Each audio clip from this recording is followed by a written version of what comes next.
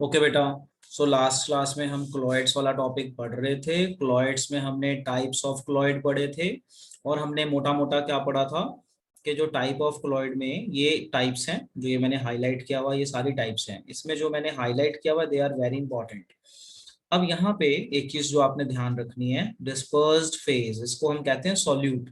Solute को disperse phase कहते हैं। Dispersion medium, solvent. तो अगर पेपर में क्वेश्चन आ जाए व्हाट इज सॉल, तो बताइए when solid is dissolved in liquid it is called sol. Example paint, याद कर लो पेंट। अगर क्वेश्चन आ जाए व्हाट आर जेल, तो when liquid is dissolved in solid they form gel. Example cheese, butter, jellies. Then दो liquid को mix कर दो, डिफरेंट लिक्विड्स को, उसे हम कहते हैं इमल्शन। जैसे ऑयल इन वाटर है ना, इस तरह से दो लिक्विड्स हो गई। तो एग्जांपल मिल्क हो गया, हेयर क्रीम हो गया, ये आती है इसमें। फिर आता है हमारा फोम। फोम होता है हमारा गैस इन लिक्विड। गैस को लिक्विड में डालेंगे तो फोम बनता है। फोम मतलब झाग जैसा कुछ बनना, फ्रोथ होना, सोप, लेदर। लेदर मीन्स झाग। फिर हमने ये पढ़ा कि जो सॉल्स हैं, sols are called hydrosol, benzosol, alcosol, depending on medium. क्या मतलब है? देखो, सॉल होता है सॉलिड इन लिक्विड। तो सॉलिड यहाँ पे हमारा डिस्पर्स फेज है और लिक्विड जो है हमारा डिस्पर्जन मीडियम। ये मैंने ऐसे शॉर्ट में लिखा है। अब यहाँ पे ध्यान दो कि अगर ये लिक्विड वाटर है तो बोलेंगे हाइड्रोसॉल। अगर ये लिक्विड बेंजीन है तो नाम पड़ जाएगा बेंजोसॉल। और अगर ये लिक्विड अल्कोहल है तो नाम पड़ जाता है हमारा एल्कोसॉल। मतलब हमारा क्लोइडल सॉल्यूशन ही है। पार्टिकल साइज क्लोइडल रेंज के बीच में होगा। तो सॉल के अलग अलग नाम है। अगर पानी में डाल के बनाया है तो हाइड्रोसॉल, बेंजीन में डाल के बनाया है तो बेंजोसॉल, अल्कोहल में डाल के बनाया है तो ये बन जाएगा हमारा एल्कोसॉल। तो ये चीज भी आप बेटा नोट कर लीजिए साथ साथ ना। अब जो मैं टॉपिक करा रहा हूँ बहुत बहुत इंपॉर्टेंट है। अब देखिए हमारा अगला टॉपिक, ये देखिए बहुत ही इंपॉर्टेंट टॉपिक है। टॉपिक का नाम है classification based on nature of interaction between disperse phase and dispersion medium. मतलब हम टाइप ऑफ क्लॉइड पढ़ने जा रहे हैं इन विच सॉल्वेंट और सॉल्यूट की इंट्रैक्शन के ऊपर क्वेश्चन है। जैसे मैं हाईलाइट करता हूं, देखो टॉपिक को जरा आप समझो। टॉपिक बहुत बहुत इंपॉर्टेंट है। Classification based on nature of interaction between disperse phase and dispersion medium. तो ये आप ध्यान से देखना, नेचर ऑफ इंट्रैक्शन, ये इसको मैं डबल हाईलाइट कर रहा हूं। Just see it, nature of interaction. ठीक है, इसको ध्यान से समझना। नेचर ऑफ इंट्रैक्शन का मतलब समथिंग रिलेटेड विद बॉन्डिंग, कुछ इस तरह से, अट्रैक्शन, रिपल्शन, इसके ऊपर बेस्ड है। तो इसको मैं थोड़ा सा रेड कलर से हाईलाइट कर देता हूं। यानी जो क्लासिफिकेशन है वो नेचर ऑफ इंट्रैक्शन के बीच में है।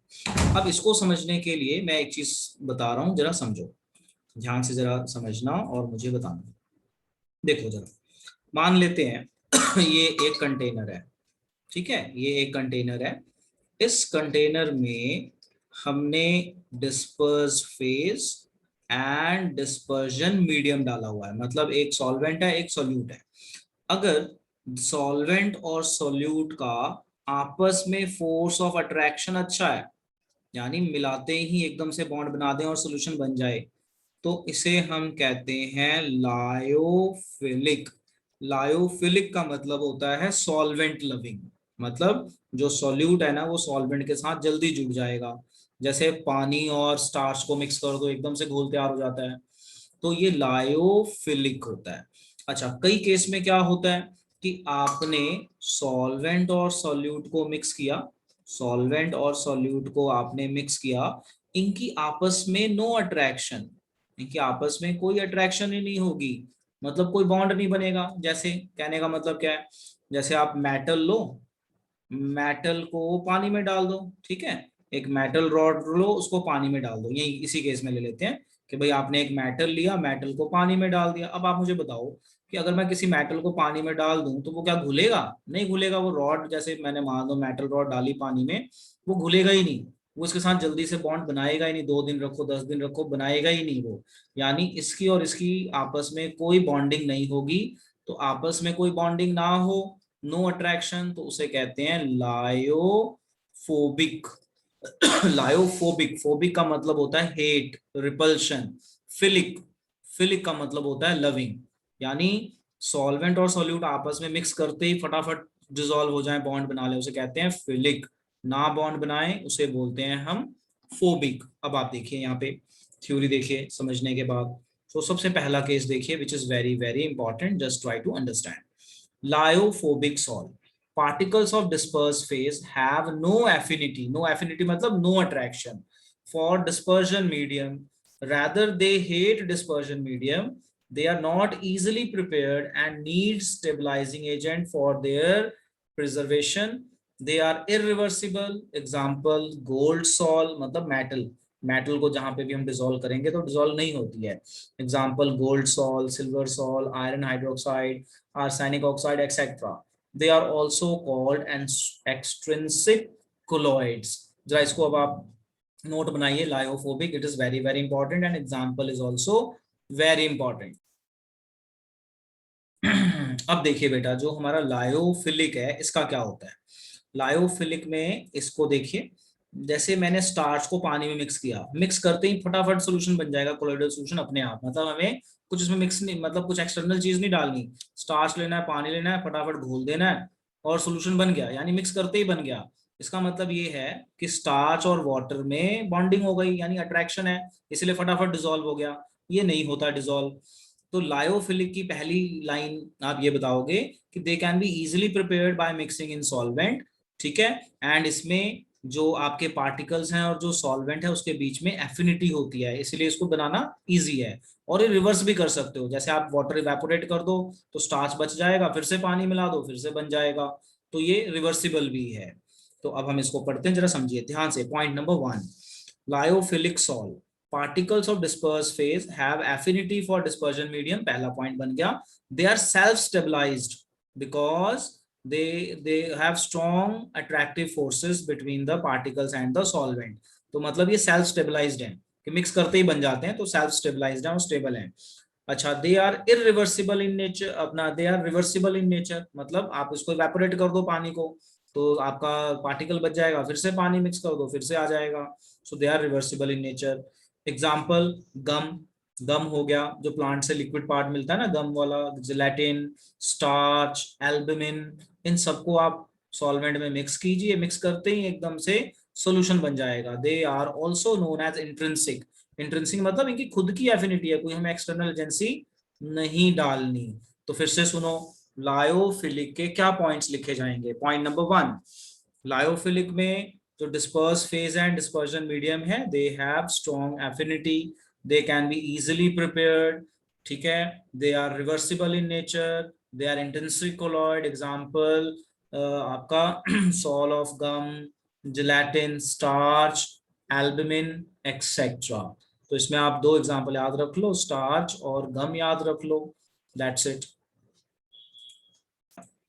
सो देखो, हमने जो टॉपिक पढ़ा अभी, ये टॉपिक पढ़ा हमने classification based on nature of interaction, मतलब अट्रैक्शन कैसी है। अब ऐसे ही क्लॉइड्स के बारे में और एक चीज है, classification based on type of particles. अब हम टाइप ऑफ क्लॉइड पढ़ने जा रहे हैं डिपेंडिंग ऑन पार्टिकल्स, कि पार्टिकल छोटा है बड़ा है क्या है। इससे पहले हमने पढ़ा था नेचर ऑफ इंटरेक्शन, जो ये इससे पहले हमने टाइप पढ़ी थी नेचर ऑफ इंटरेक्शन, मतलब बॉन्ड कैसा होगा। अब हम जो पढ़ने जा रहे हैं अपना क्लोइडल सॉल्यूशन की type depending on type of particles, बहुत इंपॉर्टेंट है कि टाइप ऑफ पार्टिकल के हिसाब से ये किस तरह के हैं। तो अब देखो जरा ध्यान से, जो पार्टिकल है ना, छोटा हो सकता है बड़ा हो सकता है, इसके बेस पे कुछ टाइप बनती है। क्या क्या टाइप है। पहली टाइप का नाम है मैक्रोमोलिक्यूलर कोलॉइड्स, मतलब इसमें पार्टिकल का साइज बड़ा होगा, मैक्रो मतलब बड़ा। फिर आता है मल्टी मॉलिक्यूलर कोलॉइड, देखो नाम से ही पता चल रहा है मल्टी मॉलिक्यूल, यानी छोटे छोटे होंगे तो जुड़ के बड़े हो जाएंगे, मल्टी। मैक्रो नाम से ही पता चल रहा है बड़ा मॉलिक्यूल। फिर आता है एसोसिएटेड क्लोइड्स, जिसको हम शॉर्ट में कहते हैं मिसल्स, ये बहुत इंपॉर्टेंट है। अब आप लोग मुझे ये बताइए, मिसल्स कहाँ सुना है आपने नाम? बताइए, हर्षिता आप बताइए, गुरप्रीत आप बताइए, have you heard about micelles? 10th में सुना है नाम कहीं पे? सो यस सर, सर जब सुना है? सोप वाला आया था यस, उसमें। सोप वाले टॉपिक में आपने सुना हुआ है मिसल्स। चलो, तो अब जो हम टॉपिक पढ़ने जा रहे हैं, टॉपिक का नाम है type of particles, classification of colloids on the basis of type of particle. अब हमारे पास पार्टिकल कौन कौन से हो सकते हैं, 3 तरह से बताया जा रहा है। पहले टाइप का नाम है मैक्रो। ध्यान से समझना मैं क्या बताने जा रहा हूं। 3 तरह के हैं depending on type of particles. ध्यान से समझिए, टाइप ऑफ पार्टिकल्स के बेस पे 3 तरह से है। पहली टाइप का नाम है मैक्रोमोलिक्यूलर। मैक्रोमोलिक्यूलर, तो मैं इसकी एग्जांपल देता हूं। जैसे प्रोटीन है, तो प्रोटीन की जो स्ट्रक्चर है ना, वो वैसे ही बड़ा मॉलिक्यूल है ये। मतलब इतना बड़ा है कि ये सीधा ही कोलॉइडल रेंज में आता है। देखो, मैक्रो मतलब बड़ा, मॉलिक्यूल मतलब मॉलिक्यूल। कि अगर हमारा कोलॉइडल सॉल्यूशन बड़े मॉलिक्यूल से बने तो उसे मैक्रो मॉलिक्यूल कहते हैं। जैसे एग्जांपल हो गया आपका स्टार्च हो गया, प्रोटीन हो गया, ये सारा। तो मैंने एक एग्जांपल दी प्रोटीन। आप प्रोटीन को लो, उसको सॉल्वेंट में डालो, सीधा ही कोलॉइडल सॉल्यूशन बन जाएगा और ये मैक्रो बनेगा क्योंकि प्रोटीन बड़ा मॉलिक्यूल है। मेरी बात समझ में आ रही है? कि कोई आपका जो कोलॉइडल पार्टिकल है, बड़े साइज का कोलॉइडल पार्टिकल लो, पानी में डाल दो, तो बड़े साइज का है तो मैक्रोमोलिक्यूलर बोलेंगे। फिर आता है हमारा multi molecular colloid. Multi molecular colloid, multi मतलब मैनी मॉलिक्यूल्स। जैसे सल्फर छोटा मॉलिक्यूल है, तो सल्फर का फॉर्मूला होता है S8। तो ये छोटे छोटे मॉलिक्यूल को जोड़ के एक बड़ा मॉलिक्यूल बनता है। तो छोटे छोटे मॉलिक्यूल को जुड़ जाए तो मल्टी, ये एक ही बड़ा मॉलिक्यूल होता है। पानी में डालो, बड़ा मॉलिक्यूल का सोल्यूशन बन जाएगा। यहाँ पे सल्फर को आप पानी में डालो तो सल्फर आपस में जुड़ जुड़ के थोड़ा बड़ा होएगा, यानी बहुत सारे छोटे मॉलिक्यूल जुड़ के बड़ा मॉलिक्यूल बनेंगे। तो इसको हम बोलेंगे मल्टी मॉलिक्यूलर। तो इसकी एग्जांपल में आ जाता है सल्फर सॉल। सल्फर इस कैटेगरी में आता है। यहाँ पे प्रोटीन आ गया, स्टार्च आ गया, इस तरह से प्रोटीन आ गया आपका, स्टार्च आ गया। अब आता है यहाँ पे हमारा एसोसिएटेड क्लॉइड्स, और हम इसे कहते हैं मिसल्स। ठीक है जी। तो मिसल्स मैं थोड़ी देर में पढ़ाऊंगा, उससे पहले हम इन दोनों को पढ़ लें, और मिसल्स बहुत इंपॉर्टेंट है। तो लो जी समझो अब जरा ध्यान से, यहाँ पे देखो। जैसी मैक्रोमोलिकुलर क्लॉइड्स, मैक्रोमोलिक्यूल्स, देखो हेडिंग शुरुआती हमने कैसे की, मैक्रोमोलिक्यूल्स इन सुटेबल सॉल्वेंट, मतलब एक बड़ा मॉलिक्यूल लो, उसको सीधा ही सॉल्वेंट में डाल दो। सुटेबल मतलब जिसमें डिसॉल्व हो जाए। Where size of macromolecule fall in colloidal range, मतलब वो मैक्रोमोलिक्यूल क्लॉइडल रेंज का ही होना चाहिए, ये नहीं कि सस्पेंशन वाले साइज का हो जाए। क्लॉइडल रेंज में हो तो सीधा ही मिक्स करते बन जाएगा। The system showing such a characters called macromolecular colloid. The colloids are quite stable and in many respect they are resemble true solution. Example naturally occurring macromolecule starch, देखो स्टार्च, सेलुलोज, प्रोटीन एक्सेट्रा। तो आप ये याद कर लीजिए, macromolecule होते हैं और ये सीधा क्लॉइडल रेंज में होते हैं। And those of man made macromolecule में भी आ सकते हैं हमारे, नायलॉन, पॉलीथीन लिफाफा जिसे कहते हैं, पॉलीस्टायरीन एंड सिंथेटिक रबर। तो ये हमारी एग्जांपल हो गई। एग्जांपल याद होना बहुत जरूरी है। तो मैंने आपको बताया कि आप बड़ा मॉलिक्यूल लो, उसको सॉल्वेंट में डालो, सॉल्यूशन बनाओ, बन गया मैक्रोमोलिकुलर क्लोराइड, यानी टाइप ऑफ पार्टिकल, यानी बड़ा मॉलिक्यूल। अब छोटा मॉलिक्यूल लिया तो छोटे मॉलिक्यूल जुड़ जाएंगे। तो देखो definition, a large number of atoms और small molecules diameter less than 1 nanometer of substance on dissolution aggregate together to form species having colloidal size range। मतलब पहले तो छोटे साइज के होते हैं, फिर जब उनको मिक्स कर देते हैं तो वो जुड़ के कोलॉइडल साइज का बन जाते हैं, यानी मल्टी मॉलिक्यूलर। तो उसको हम कहते हैं multi molecular chloride. Example sulphur sol. sulfur molecules, a platinum or gold sol may have particle of various size having many atoms। तो सल्फर सॉल आपके आप एग्जांपल याद रख लो, वैसे इसमें आपका प्लैटिनम गोल्ड सॉल भी आ जाता है। अब आ जाइए एसोसिएटेड क्लोराइड। अब एसोसिएटेड क्लोराइड्स को हम समझते हैं, जिसे हम कहते हैं मिसल्स। तो बड़े इंपॉर्टेंट है, समझने वाली चीजें हैं सारी, तो याद हो जाएंगी। सीधा रट्टा लगाओगे तो भूल जाएगा। अब देखो बेटा, एसोसिएटेड क्लोराइड क्या होते हैं? आपने सुना है नाम सोप? सोप सुना है? सोप या यस सर। तो जो हमारे सोप होते हैं ना, अगर हम इसको स्मॉल अमाउंट में लें, स्मॉल अमाउंट में, तो ये पानी में डिसॉल्व हो जाएगा। वेरी, जैसे आप अपना हाथ धोते हो, तो हाथ धोते हुए बिल्कुल थोड़ा सा सोप लो और पानी लगाओ, तो आपने देखा झाग नहीं बनती, क्योंकि वो डिसॉल्व हो जाता है पानी में। अब आप अपने हाथ में स्मॉल की अमाउंट थोड़ी ज्यादा ले लो, take more amount of soap. Soap है, पहले स्मॉल अमाउंट में लो, फिर ले लो ज्यादा amount, more amount of soap. तो अब आप देखोगे झाग बनेगी, फ्रोथ बनेगी, झाग। तो ऐसा क्या होता है, जब आप सोप पार्टिकल ज्यादा अमाउंट में लेते हो, तो जो सोप पार्टिकल है ना, ये इस तरह से रिप्रेजेंट करते हैं। सोप मॉलिक्यूल का फॉर्मूला याद आ गया, 10th में ऐसे आपने रिप्रेजेंट किया था, याद आ गया? देखो देखो, यस सर। रिप्रेजेंट करते हैं। इस स्ट्रक्चर को क्या कहते थे? मिसल्स। क्या कहते थे इस स्ट्रक्चर को? मिसल्स। तो आपने ध्यान रखना है, एसोसिएटेड क्लोराइड की एग्जांपल में आता है सोप और डिटर्जेंट सॉल्यूशन।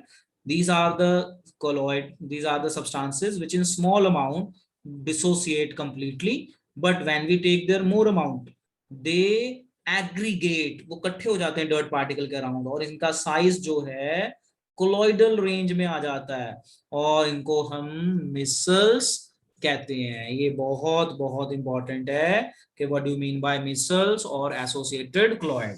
तो देखो, अब जो जो मैंने यहाँ पे बताया है ना, मैं ये रीड करता हूँ जो मैंने नोट्स बनाए हैं, देखो अब ध्यान से समझना, और ये बहुत इंपॉर्टेंट है। देखो जी, there are certain substances which in low concentration, देखो जी मैं यही बता रहा था कि अगर कम अमाउंट में लोगे तो डिसॉल्व हो जाते हैं, ज्यादा अमाउंट में लोगे तो इकट्ठे हो जाते हैं। तो ये चीज आपने ध्यान रखनी है कि एसोसिएटेड क्लोराइड वो क्लोराइड हैं जिनमें सब्सटेंस को अगर आपने लो कंसंट्रेशन में लिया तो ये नॉर्मल इलेक्ट्रोलाइट हैं, डिसॉल्व हो जाएंगे, बट हाई कंसंट्रेशन में लिया तो ये इकट्ठे हो जाते हैं, formation of aggregated particles. Such colloids are called associated colloids और micelles, and aggregated particles called micelles, example soap and detergent solution. Very important, very very important.